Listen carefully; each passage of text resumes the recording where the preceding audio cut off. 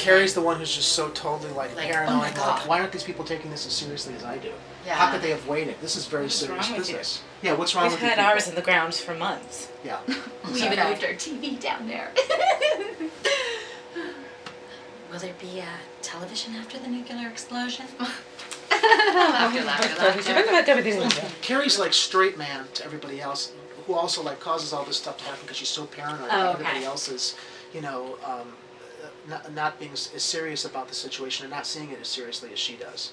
Okay. So okay. she'll always be like, the foil for everybody because she's the one who also gets things going and gets people carted away because of her own paranoia and her need to always feel safe. So, but the humor from Carrie is going to come out of her just being this very uptight, very repressed, very paranoid woman. Right, Because okay. everybody else is reacting to her until she gets to her Right. denouement where she's Okay. all alone but happy. But like, what does she have? Right.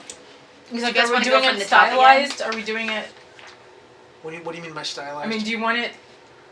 I don't know. Almost, well, if we're talking 50s genre, you can imagine like on the old like I Love Lucy show, the living room set, something like that. Right. Okay, So very good. maybe there's even like a, I don't know, They always had those busy Yeah, bodies, so yeah. like you Give had the some voices. voice. They had that kind of higher. voice. I Yeah. decided to put it in the swimming pool. Yeah, give Okay. some kind of little 50s. specifically identifiable trait to your voice. Wilma Flintstone. And I went Yeah, down into yeah. the bomb shelter last night and Bob had put in a full-size bed. How about the Betty Rubble laugh from her? God, what's the Betty Rubble? Something like that.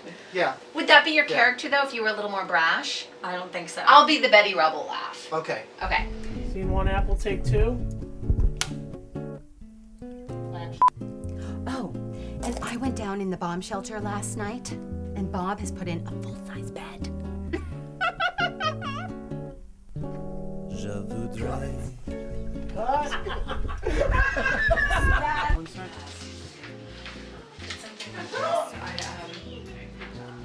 All of a sudden I had a seizure.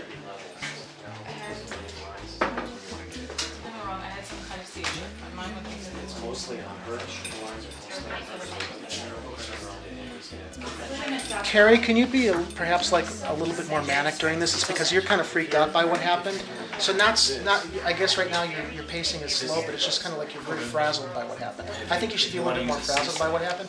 And doctor, I kind of want your whole demeanor to be, Mrs. Sampson, you've had what we refer to clinically as an orgasm. A little bit funnier. I mean, obviously what you're telling her is serious, but I mean because we're kind of playing off on like a 50s kind of motif where like we're watching Leave It to Beaver or something, or like I Love Lucy. That kind of like a sensibility. We were rearranging furniture Okay, rearranging furniture. in the bedroom. Ah, in the bedroom. One more time, but draw it out in the bedroom. Drop it in the bedroom. Okay. In the bedroom. Ah, in the bedroom. So Carrie, since when you're close up, you can just go big as you want with this. Just like, however frazzled and very unhinged and So did we get on borderline board from hysterical the you want power? to get to be It's good. gotta be power, so chase the power back. We got a shadow in the background to make sure we don't crop out.